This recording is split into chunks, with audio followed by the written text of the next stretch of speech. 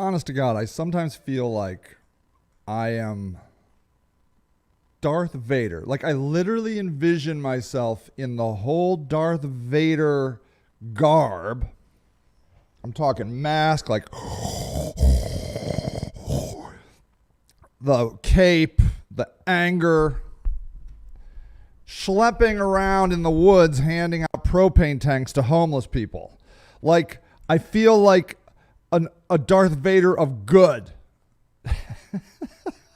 I'm just pissed and angry, and I'm like, God damn it, your propane, this stupid system's fucked, and women are living on the street, and kids are living in boxes, and nobody gives a fuck, and just that's how I feel, like a Darth Vader of good, like, you know, trying to do good while I'm just pissed off constantly.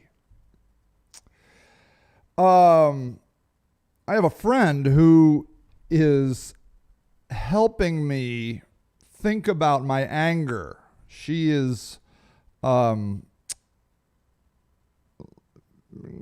through school and learning psychology, and she's like so cool about it, and you know, she's totally not judgmental and just very inviting, and like and it makes you want to think about these things. And so she had me write down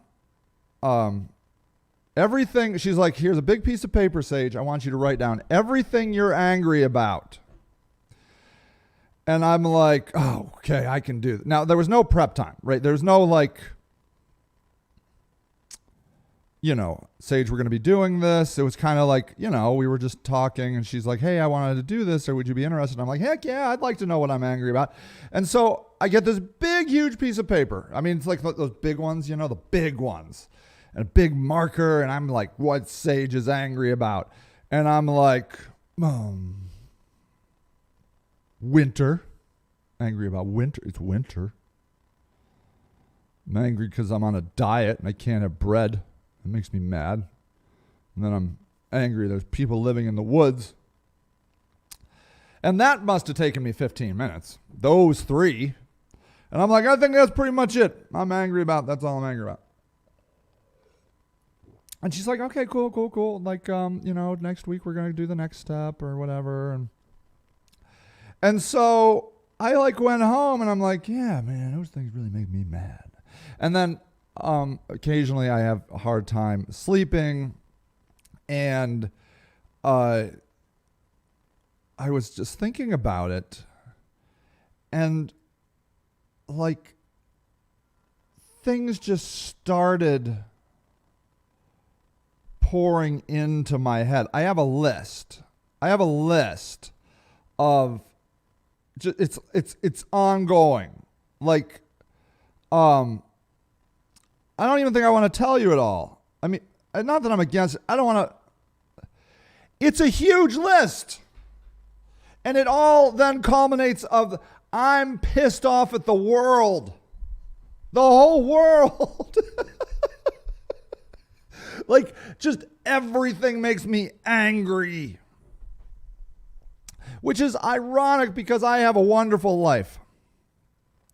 And I don't think I'm an angry person. Like, you know, I don't think my wife would say, oh my gosh, it's the worst thing ever living with Sage. I'm not that kind of angry. Like, I'm a internal smoldering angry.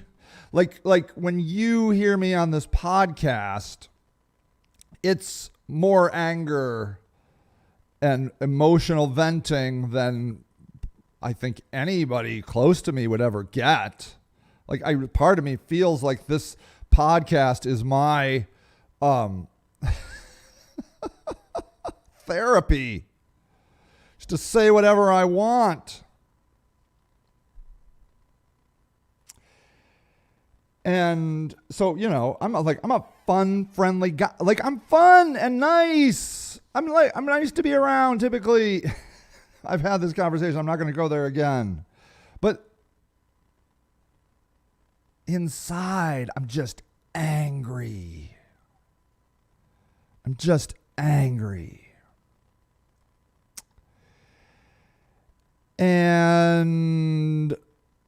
the truth of the matter is, it all, and if I feel terrible about this, like if my dad's listening, it's you don't need to feel bad. It's just, it all started when I was 7 and things changed drastically. My parents broke up, and that really, I can trace it back to that moment. And I've never, and not that I'm angry at my dad, like it's all, what is that, displacement? I don't know. I don't go to therapy, so I don't know all the cool therapy words. I mean, I'm like, I think, well, you know how it is, like you get yelled at work and you go home and kick the dog. You know, you've heard that theory, right? So I'll do that, except I don't kick my dog. I would never do that.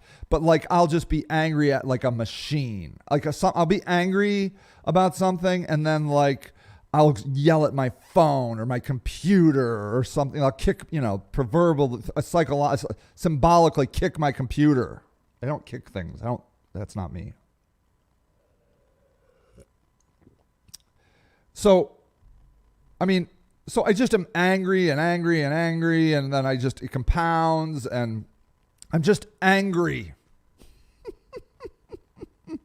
And as I'm up at like 4:30 in the morning going through my list of all the things I'm angry about, and that's making me angry, and then I'm angry at myself for being so angry, just angry.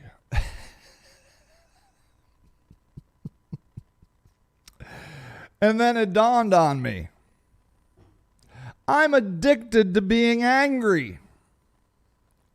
I have a lifelong addiction to anger. I feel like it shapes me. It is me. It is my motivation. It is what pushes me and drives me. There's been several very important times in my life when someone has told me I'm not able to do something, and man, does that make me angry. And then I prove them wrong. I rarely do anything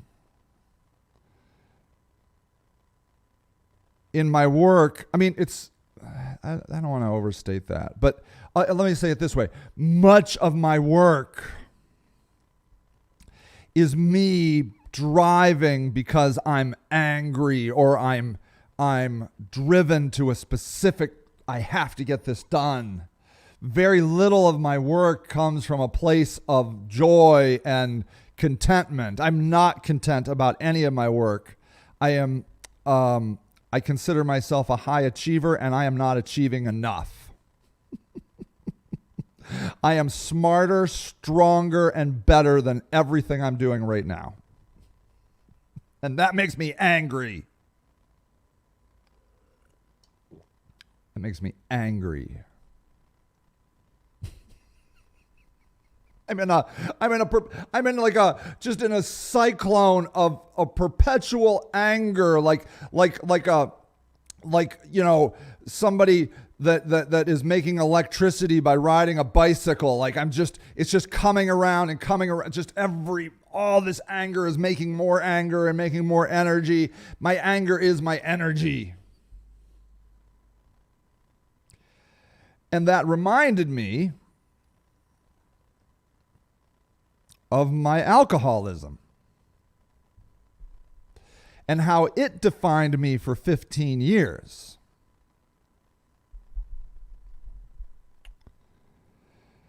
How I wouldn't be burning as hot. I wouldn't have as much of an open mind. I would not be as vital. All artists that became important during their addiction are terrified that when they quit their addiction, their artistic ability is going to decline. And the truth of the matter is, some do and some don't. I honestly believe Raymond Carver was a better writer when he was drunk. I do. I mean, he wasn't a bad writer when he was sober. I liked his writing better when he was drunk. Bukowski, so great drunk. I don't know if he ever wrote sober. I don't know much about Bukowski. But Jackson Pollock, like the small section of his life where he was sober, he did those incredibly important drip paintings. And then he became a drunk again and then killed people in a car crash, including himself. So sometimes it's true, sometimes it's not true. I can't decide about Stephen King, the horror writer. I don't know. I'm not that close to him. I used to read a lot of Stephen King. I don't know. Maybe some of you know how you feel about Stephen King.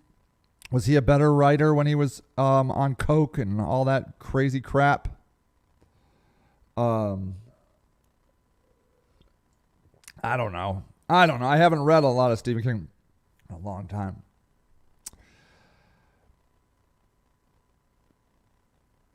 But all of this is masks. The drinking covers up the anger, and the anger covers up the sadness. And I don't know, is the sadness the root of it, or is it just constantly going lower and lower? The anger becomes a drug that gets me out of bed.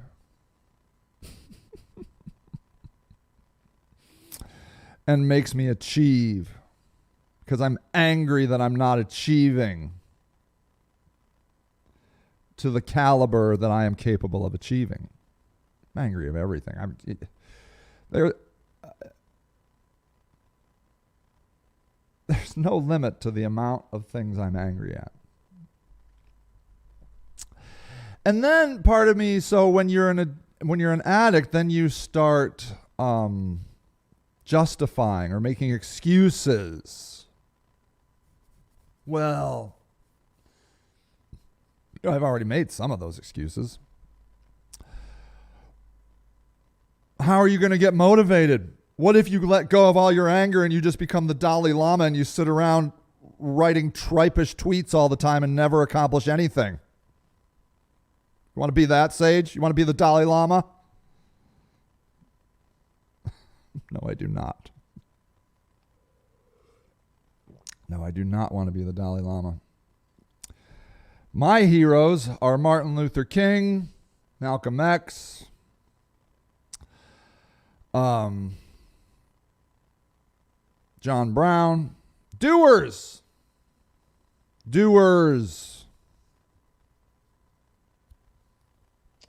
Harriet Tubman.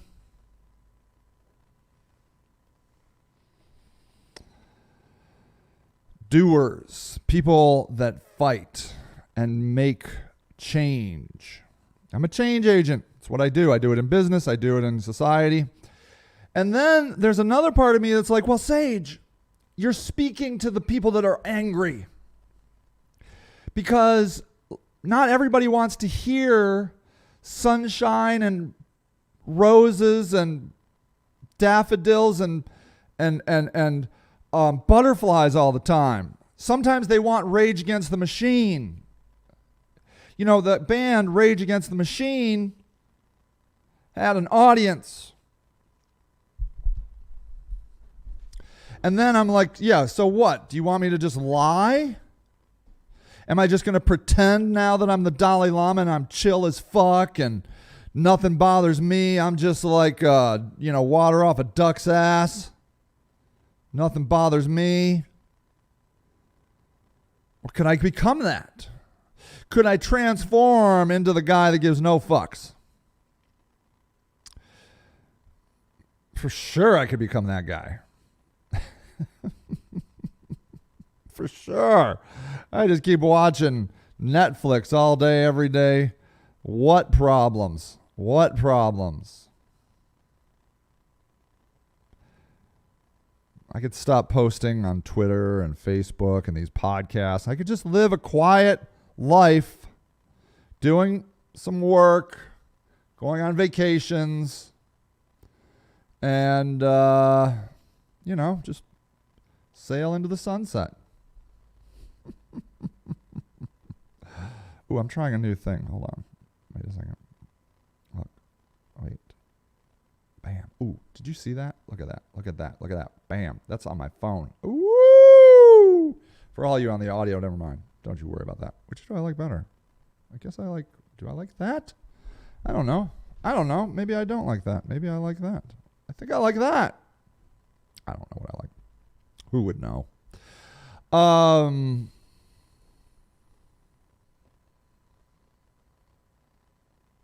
Or is there another path? Is there a path of change through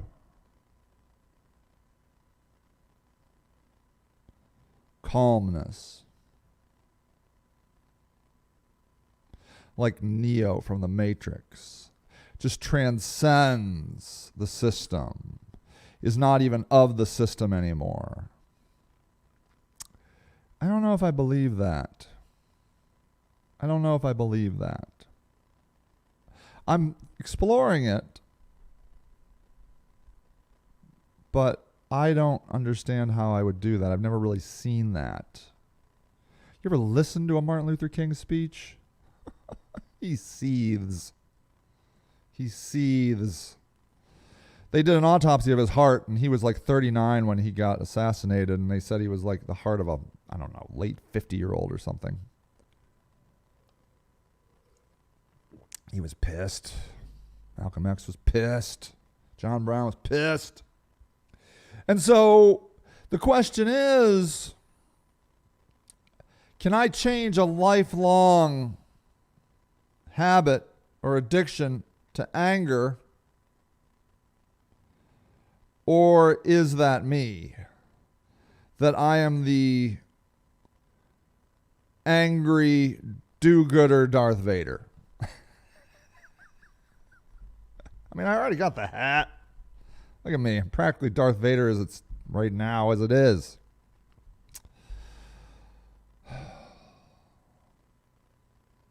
But then what's the opposite of that? So I know what the opposite of it is because I've been studying it. The opposite of it in the Jedi is lack of emotion. Look, I'm just using Star Wars universe rules. In a nutshell, the Sith, Darth Vader, emotional. The Jedi, no emotion. Emotionless. Which is very like Buddhism, where they say life is suffering, desire is suffering. Don't have desires and you won't suffer. It's true. It's true.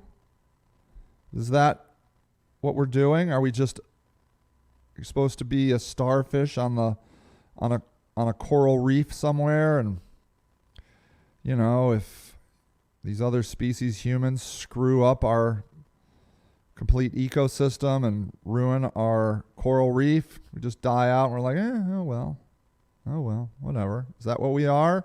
Is that what a human is? A starfish with no desire? They've lived for millions and millions of years. They seem to be doing quite well. I don't know. Probably lived through this. We are now in the sixth, by the way, we are in the sixth extinction period of the Earth right now. It's just a matter of fact. It's not debatable. There have been 5 extinctions that we know of in the history of Earth, and we are now in the 6th.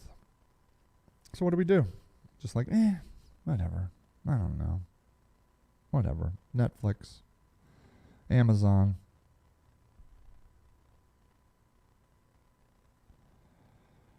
Or can you make change without outrage, without being sage against the machine? That you are just a force.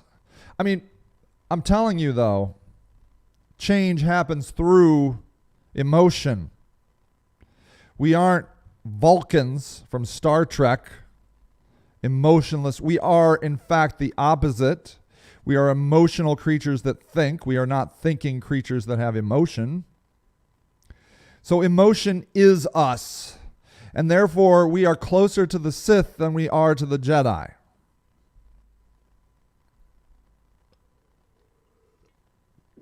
Except the Buddhists, who are trying to be Jedis. I think. They still kill people, though, Jedi. I don't really get it. I guess they just, like, they're given a mission and they accomplish the mission. Like, go kill Darth Vader. I will go kill Darth Vader. Like, you know, I guess. I don't know. Doesn't seem quite human, does it? Or is it? Is it our evolution? Is it where we're supposed to be? I have a point to having this conversation. We need to talk honestly about addiction. Because I see a lot of people judging addicts. That guy's just a meth head. That girl just constantly does slow and shooting heroin and fentanyl. Actually, I don't think there's heroin anymore. I don't know. Can you get heroin anymore? I don't think so. I think it's just all fentanyl. I don't know. And why? Why? I guess I think I have a theory. Because then it solves all the problems. If you can look at somebody and be like, loser, then you can walk away. You got no problems. I hear it all the time about people that don't want to give money to panhandlers. I just saw somebody, none of those panhandlers are really homeless. They're getting just tax-free money, man. Living the good life, man. It's a scam.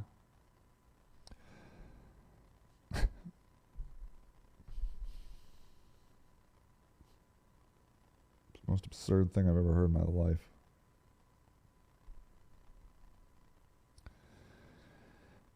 But we do it, I think, to justify our lack of action. Ooh, and we do it the other way, too. People tell me all the time how great I am. Oh, Sage, you're so good. Wow, you're a saint. You know why they say that? So they don't have to do anything. Solves a lot of problems, doesn't? When Sage is a saint. Solves a lot of problems when Jesus is a God. Can't be like Jesus. Don't be stupid. He's a God. He is God. He's not a God. He's the God. Of course he's great. Problem solved. You can now resume being a piece of shit. And anybody that you see doing good, you're like, oh, that's a do-gooder. Oh, wow, they're so good. And then that instantly gets you off the hook. So we have all these instant reflexes where we are like, piece of shit, drug addict, loser, problem solved. Do-gooder, saint, problem solved. And then you can resume without any sense of guilt watching Netflix. I'm too busy. I don't know how you have all the time. How do you have that time? I'm too busy. Yeah, I'm too busy. That's the answer. I'm too busy. They're all cop-outs. All of them. Every one of them is a cop-out. Everyone is a cop-out. Because we all are addicted on the bad side. You cannot tell me you don't have an addiction. You can't. I've never met anybody that is completely in control of their life. If they're that control their life, they're addicted to power and control and discipline. And it's equally as bad. You're always in a constant state of balancing your life with things. Exercise, but don't exercise too much. Do you know you can die from drinking too much water?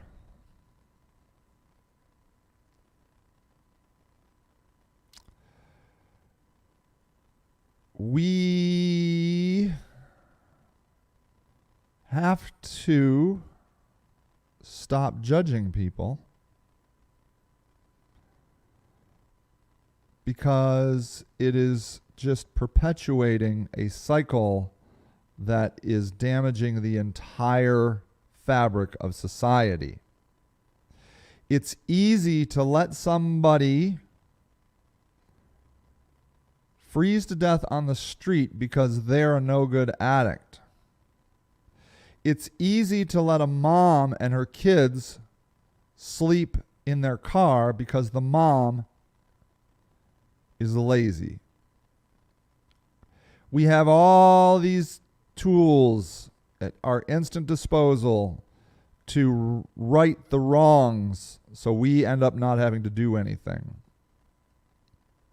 It's one of the reasons I talk about my addiction so much, because it's pretty hard for people to come at me and be like, Sage is a loser.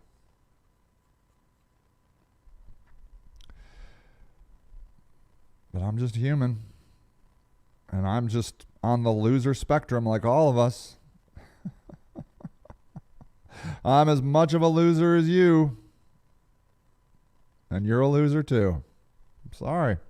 And when you judge people, you become a worse problem than the addict, because you are now propping up systems of hate and bigotry.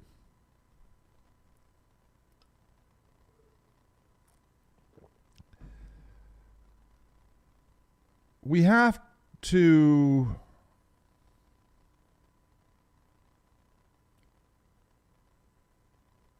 get beyond this idea that we understand everybody, that Democrats hate Republicans, Republicans hate Democrats.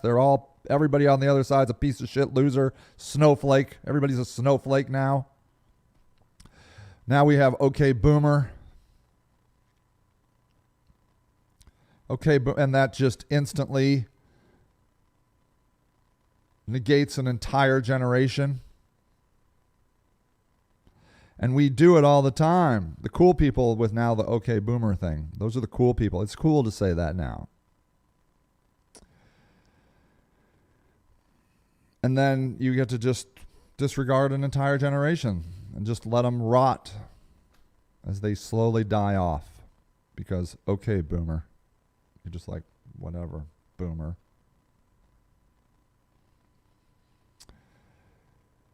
You cannot judge people by their age or their sex or their race. Any of these external things. It always has to come down to the content of their character. And I know pieces of shit. There are people I hate. And I don't hate the mayor. I'm not talking about Mayor Horgan. Some really piece of shit drug dealers, for example. Real fuckers. Because all they care about is money, and they'll kill people and laugh in your face as you die. They're pieces of shit and they can fuck themselves. People that walk into churches shooting other people, they can fuck themselves. I don't care if you have a mental illness or not. Walk into a building with civilians, you're a piece of shit. And I hate you. I don't care if you're a Muslim or a Christian, I hate you. Walk into a school, I don't care if you're 15 years old, and start shooting up people, you're a piece of shit and I hate you. And I want to see you dead. That's what I want to see. Content of your character. Can't be like, well, all white 15-year-old boys are pieces of shit. No.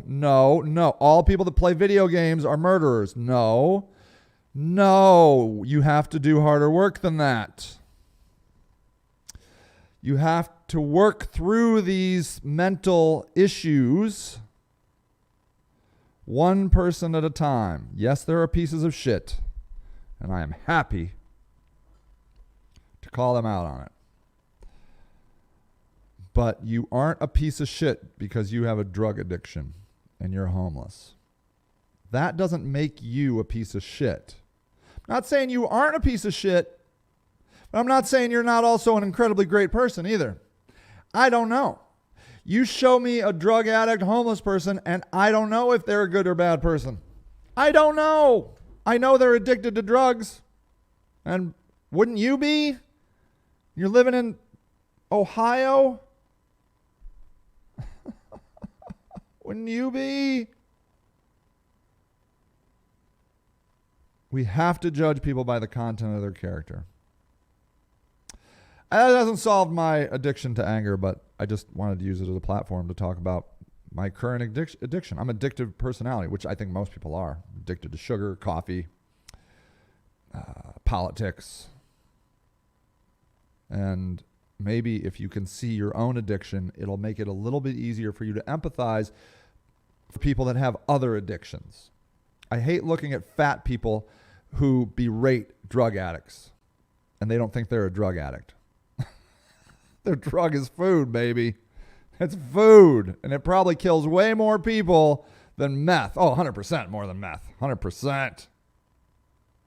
Way more. You and your Big Mac fetish. All right, everybody. That's the end of this sage on the couch as he divulges all of his innermost secrets. Have a great day. I'll see you later. Bye.